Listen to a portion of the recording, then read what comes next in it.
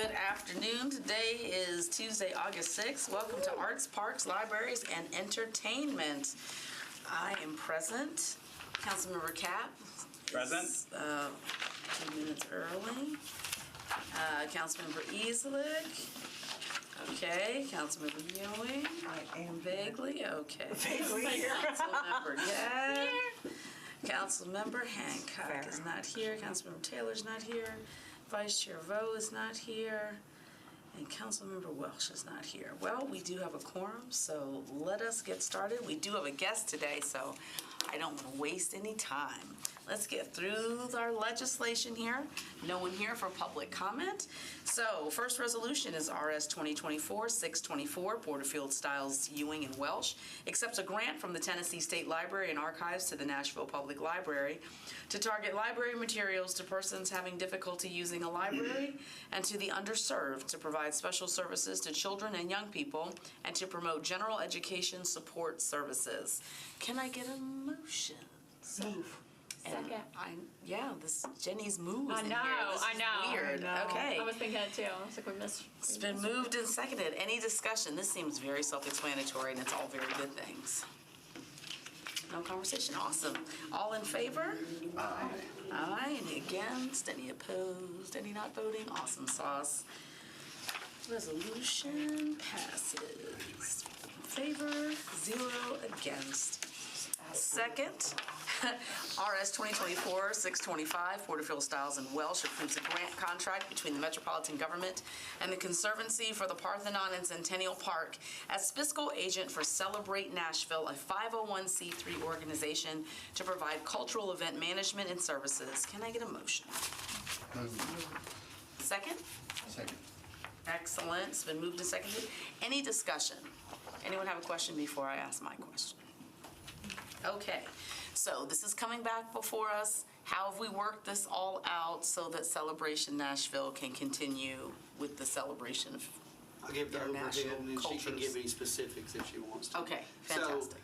So, sometime a few months ago, legal and finance decided that this had been going on for a long time with Celebrate Nashville, over a decade, and we were doing it as a sole source contract. Nobody else was bidding on it. So they decided that it should be changed to a grant. So when they changed it to a grant just a couple months ago, finance said, look, since it's changing to a grant, we have to do a full audit of Celebrate Nashville, and we have to do all this, and we realized there's not going to be time to do all this before Celebrate Nashville this year. So the Conservancy out at Centennial Park decided that they would be the fiscal agent, and so they would be the one overseeing all the finances.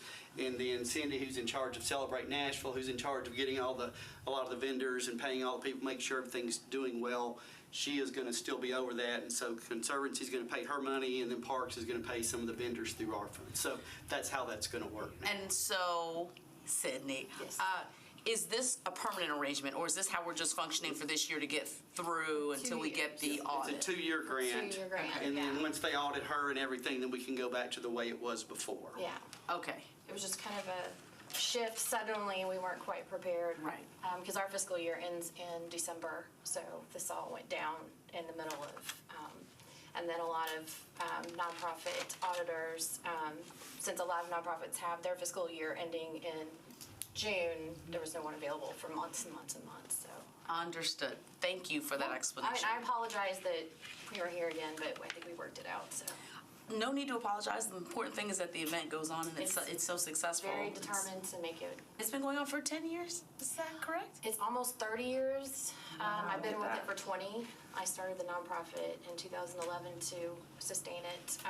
And I think this is a really good partnership with the Conservancy also.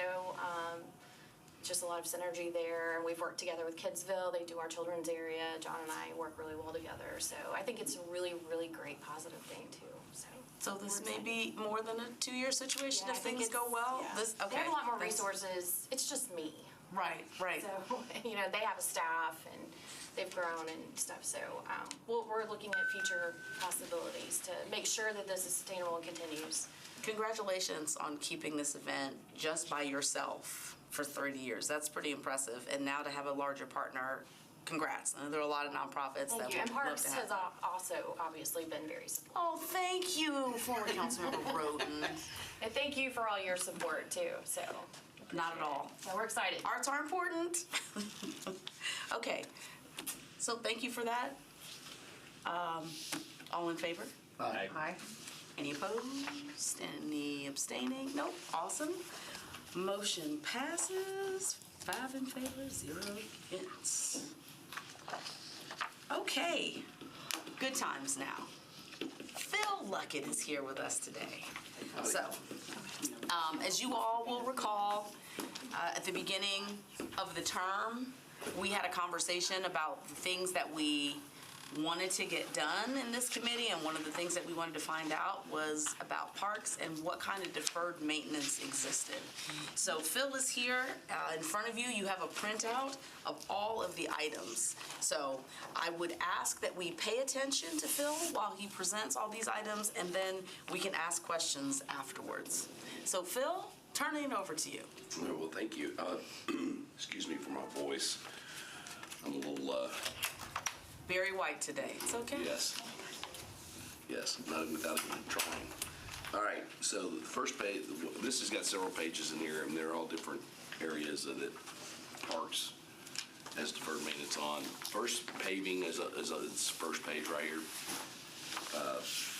We had an assessment done of roads, parking lots, walking trails, greenway trails When was that done?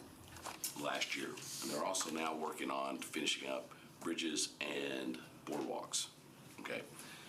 So the paving, we have spent the money that so generously we've been given for paving, we have attacked the failed group. It breaks it down. It's the same people that do NDOT stuff. Okay.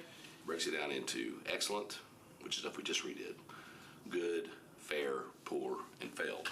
So we spent 95+% of the money on failed, unless there was a poor that circumstances we weren't going to be able to get to it in the future because of a construction project or something like that. We went ahead and did that. But what you see, except for Oak Creek Community Center, which should be on there because that's under construction, what you see on your right here, or left right here, is what is left in the failed, except for Oak Creek Community Center.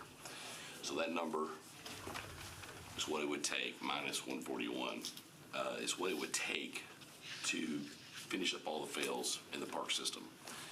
This big list over here is what is in the poor, right? So total number at the bottom is failed and poors, and if you did both of those numbers, then the weakest pavement or weakest asphalt in our whole system would be a fair. So it gives you an overview of what dollars you're looking at. And we have, Parks is kind of, I always say it's kind of a microcosm. It's like we do a little bit of everything. So we do paving, which is usually an NDOT thing, but we have a lot of that stuff too, and, in our realm. Next page is roofing. We have. Can I ask one Go question ahead. before you move on to roofing? Sure. Yes, Councilmember Reed. Oh, thank you, Madam Chair. I apologize for not requesting Sure. it of you. Okay. How do you determine poor condition of roadways? Because if I'm thinking of just the one here that jumped out at me, it's the Bellevue Road Park, which I'm Right. assuming is that little playground. Right. Which is right near my house. And so I go and walk there, and honestly, the condition, Yes, ma'am. I mean, maybe I'm just not observant, but it doesn't seem so horrible. And so I'm just wondering what you're, Well, that's why we hired an engineering firm. okay. Same one that is NDOT. They go look at the integrity of the asphalt. They go look and see if you've seen what they call alligatoring, where you have all these cracks starting and everything. So at looking at all those, looking at usage, they put a score on it, right? And then that score could fall into one of those categories. So they generated, They generated all this, right? Yes, ma'am. all right. All right, we worked with a roofing consultant, and that generated this page right here. So this is laid out as in over the next 6 years, year by year, what we feel is the accurate number for roofs in the park system that need to be replaced. All right, so that total number, a little over 17 million, right? That's working with a consultant, that's what they do. And so the money that is needed for this, how much of it do you have currently? None. Or practically none. That's what we needed to know. So that's starting The from, money we've been given, we are actively spending and correcting. okay, so then let me go back a second. So just to go back to the paving needs, so this 2.3, that has been spent already. No. So this is what is needed. This is what we still need to do. All of to this get the is still failed. needed. Yes. Just that's the old Hickory Community Center. Fantastic. Minus that. Yeah. Minus that, right, So sorry about that is, that. so you did have that funded, so none of the stuff in the failed on the first page for paving is funded, No, ma'am. but the old Hickory Community Center was. That's funded because of, they're rebuilding the whole center. Yeah, so that's gonna get done. They looked at this a year ago, so that's why they got put on there. So my apologies for not taking that out.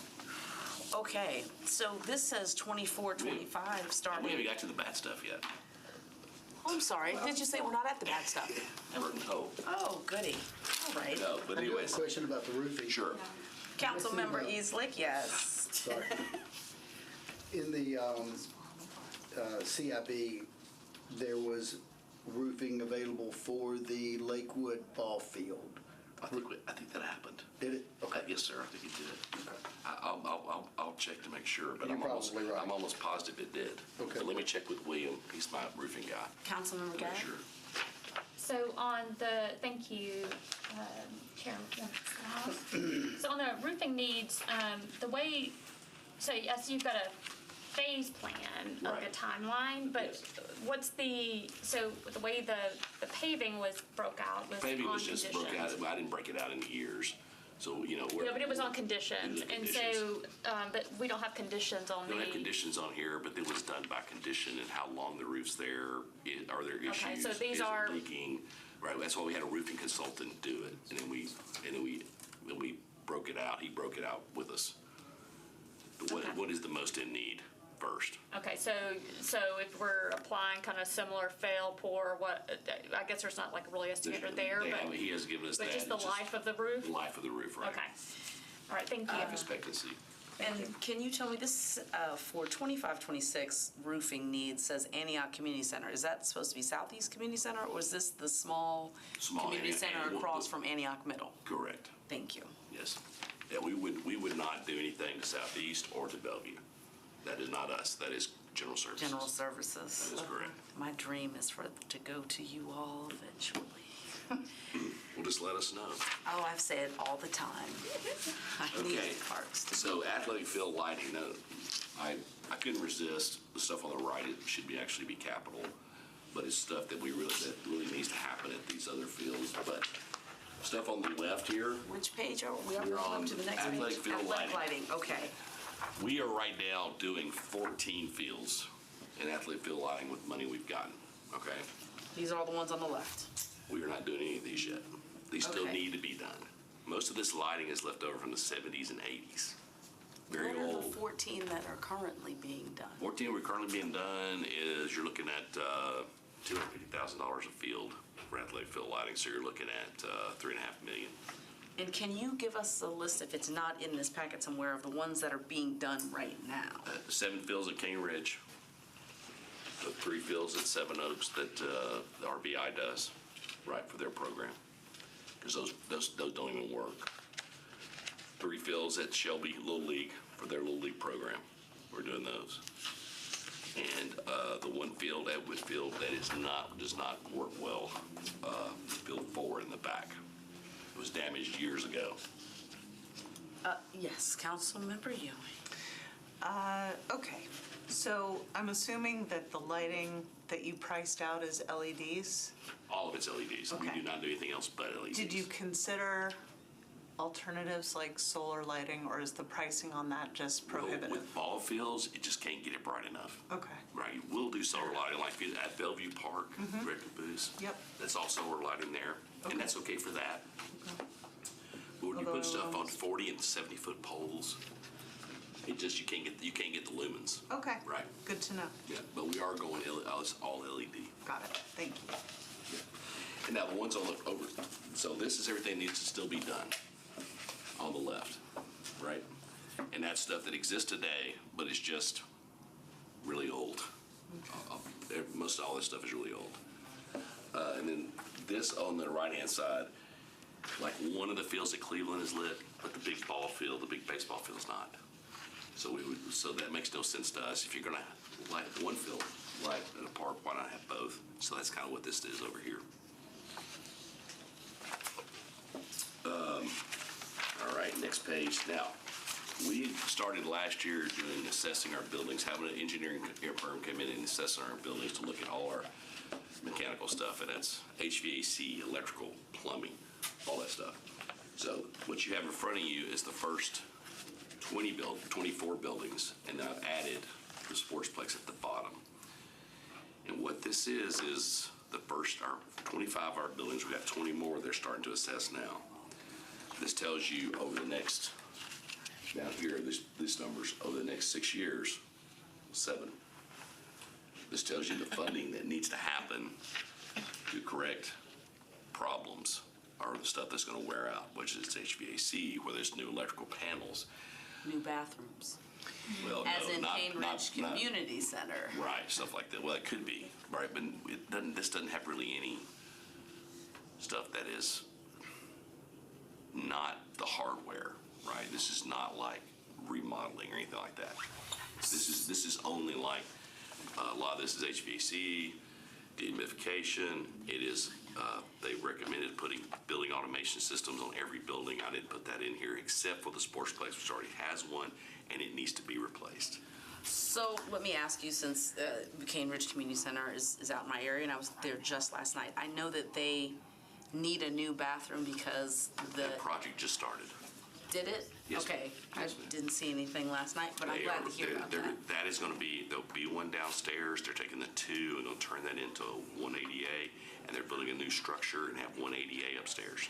Thank you, because we need the bathroom upstairs. Yes. People Yes, can't ma'am. go outside. Okay, fantastic. They're doing that, yes, That's ma'am. coming now. That Yes, is ma'am. in process. That's in process. I wish I'd Yep. known that. Councilmember Yu. Thank you. So I just had a question about Centennial Sportsplex. So the last time we talked about deferred maintenance, you all mentioned that Centennial Sportsplex in particular, which I Sure. know is currently underway, Sure. had some issues that impacted public health, or that potentially could. I should restate that. And we talked about $20 million, right? Right. And that would be, a little bit of that would be redoing some of the inside, items that when you walk back in there, you would actually see something different, right? Okay. But right now, you may or may not know, the Centennial Sportsplex, we're spending about, between replacing the 2 dehumidification systems at the pool, we're stripping all of the, I can't think about what it is, plaster off the sides of both pools, right? Because it had 3 layers, that's all you can do, and you gotta strip it. We're redoing all the mechanical. We're adding new pool boilers. We're adding storage for all the chemicals outside in a heated and cooled Connex, because keeping it in the mechanical room where all the pipes and everything are creates a lot of rust and degradation much quicker, because it's a lot of caustic stuff. So the natatorium, where the 2 pools are, is closed right now. Will be closed for 3 months. And we're spending about, right now, $4.3 million on that side. And that money is on hand, there's That's no on hand, shortage. it's already been spent. It's Okay. been spent, right, yes, ma'am. 2 of the biggest items on the sportsplex number here of this $5 million is both of what they call the Munters units that are over the rink A and B. One Munter unit over rink A only does dehumidification, but it's about $880,000, right? The one over rink B does heat and air and dehumidification specific for ice rinks. It's at $1.5 million. So I kind of joke around and tell my guys, don't walk into the sportsplex too often, because we can't walk in there for less than $500,000. It's just, everything in there is outrageously expensive because the building is so large. It is our single most largest expensive building that parks overseas. And it was built in the Early 90s? no, late 70s, I think. Late 80s. Late 80s, I mean, yeah, late 80s.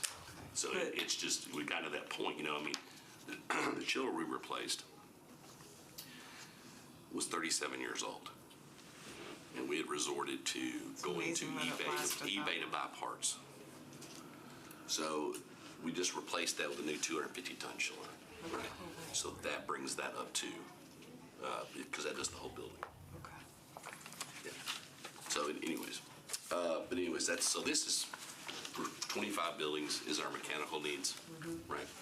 And this could be like replacing the whole load center in a building. Shelby Community Center, we replaced all the heat and air units on top of the building. But the only problem was the load center couldn't handle it. We had to replace the load center, and Shelby Community Center, I think it was our last one, still had screw-in fuses like back in the old days. So some of these buildings that Parks has are pretty old. Are any of these, may I ask any questions? Yes. Thanks, Bill. Are any of these mechanical issues, HVAC issues, potentially impacting public health? Or Sure, because everything we're replacing it with, it is an upgrade to air quality standards. dehumidification? Right. Okay. Especially in the pools, dehumidification, the one we did at Napier. We had to go back in after and take the mold off the walls because the old system had failed. It would be nice to know if you all can look at this list and let us know which ones specifically might have that type of problem. It would be good to know what we're dealing with, because that's one thing that really worries me, is messing with things that relate back to public health.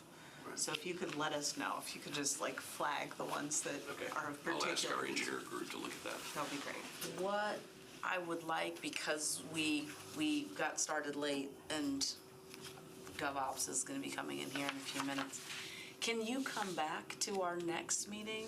Does that give you enough time that you might be able to bring the information? Don't know if they'll give you enough time to do that, but I can go over everything else. Okay. Okay. I'll ask them that. They're working on several things for us. They're working on the Parthenon, redoing that, and they got the next 20 buildings we're doing, which gets So into they have some a lot on maintenance their buildings plates. too, right? Okay. But I'd be glad to come back. Yes, so we Y'all could pay me, finish so I'll be this glad out. to come back. Okay, then let's plan that for our next meeting, so Sure. no need to take a break. Sure. Let's just dive right back into miserable You're news in 2 weeks. Madam Chair, I just wanted, Yes. Parks Board Chair walked in, and I just wanted everybody, if y'all don't know Michelle. Hello, Ms. Steele, how are you? She's in charge of the Parks Board, if anybody does not know who she is. So whenever she walks in, I say, yes, ma'am, what can I do for you? Thank you. Yeah. Fantastic. Thank you very much, Phil, for coming, and we look forward to seeing you in 2 weeks. This has been very helpful. In fact, Mr. Roden, can I get some more copies of this? I'll Because I email would you. like to actually distribute this to the whole council. I think they would You like want to me hear to what's email going it? on. Email I'll it to me, Rosie, and or I'm you and gonna send Rosie. it, I'll Okay. send it to Rosie to distribute. That's fine. I'll get it from him, I'll give it to you and Rose. Thank you very much, gentlemen. Thank you for stopping by. And at our next meeting, we are going to, after we do legislation, before Mr. Luckett presents again, we're gonna do a quick rundown of our list. I wanna be sure that we got everything accomplished, and if there's anything left, then we'll schedule that for the first meeting in September, so we can have a completed list, but the majority of things have been done. Okay, can I get a motion to adjourn? Motion. Second. All right, all in favor? Aye. Anybody opposed? Nobody abstention? Okay. We are adjourned. Whoever that